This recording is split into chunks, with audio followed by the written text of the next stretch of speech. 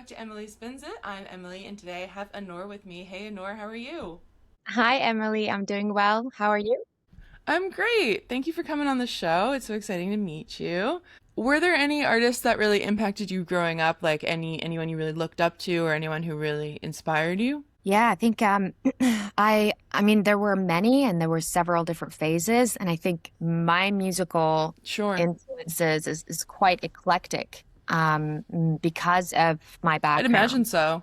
Yeah, I Yeah, mean, with your I was family. listening Yeah. to everything. I mean, first of all, classical music was sort of foundational for me because of my mom being Yeah. a classical pianist. Like at a young age, I was already sort of a fan of Debussy. But I think Tori Amos was probably an artist who I just remember devouring every single. I would listen to her albums like on loops.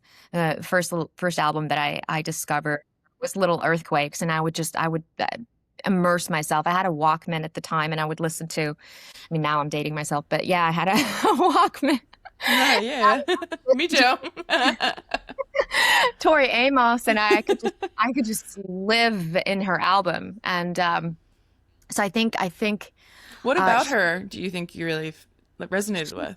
she's very spiritual. She's very much a representation of feminism for me and like goddess energy.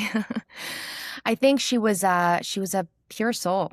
And I just connected to her music. I loved her melodies, her lyrics, her essence. Really, I think she is a wonderful artist. I still love Tori Amos. I would happily listen to Tori Amos all day today. She's phenomenal, and she's an amazing pianist as well. She's incredible on her instruments. Hmm. She's a great Yeah. songwriter. She's absolutely wonderful. And then another artist I'd say is Leonard Cohen, who's from here, from Montreal. Sure. I didn't know that he was a Montrealer when I was a child, but I later Yeah, I found out. just found that out kind of recently. Yeah.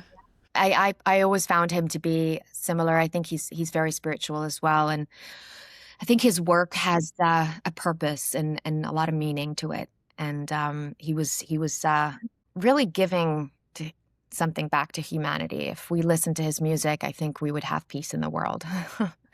I went to a tribute show of his last winter, and it was really eye-opening to learn about all of like the breadth of stuff he talked about in his music. I agree with you. I think he was really deep and really outspoken about like social justice and things like that. So Yeah.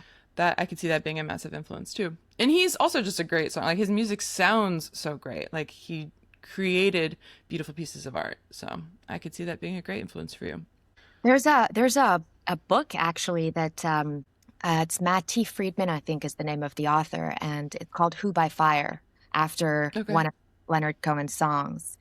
And it documents a period in his life where he travels to Israel and he kind of was trying to, I guess, to connect with his roots.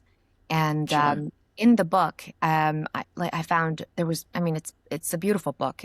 It's based on the fact that the journalist he's an author, but he's actually a journalist as well. He basically Hmm. found um, in the archives, and I can't remember the university, but he found in the archives basically notebooks, notepads for Leonard Cohen in his own writing. And he found like his handwritten lyrics and how he'd scratch out certain words and like write them again. And Yeah. there's one chapter where he goes into the song Lover, Lover, Lover. And that, you know, when he wrote that song, how much he struggled in rewriting certain lyrics because he wanted it to be a song about humanity and he didn't just want it to be some kind of political song that would be misunderstood. And that struggle that Leonard Sure. Cohen had in writing that song, I think is so representative of like, you know, this feeling of responsibility that he had, I feel, in his writing. Yeah. And I feel that he's very purposeful. Like he's not, he doesn't just, you know, I think that he's thought of every word and he's considered it Yeah. before he put it out there. And I appreciate that. I actually like that. I think it's beautiful to write from flow, but Hmm. it's still very important to go back and kind of, you know, fine tune things and make sure that this is indeed exactly what you want to say. I feel like you Yeah. owe that to people when you share something with them. Well, and like when you think of things that are like synonyms, maybe like they're similar but subtly different. And when you're writing something that you're trying to be really, really intentional about, those subtleties can change the whole meaning of your piece. So you really do want to sit and look at the meaning and context and decide how you want it to fit in your song.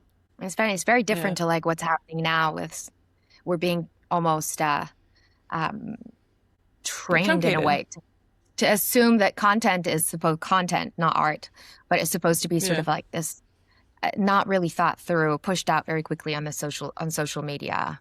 'Cause hot girls always win.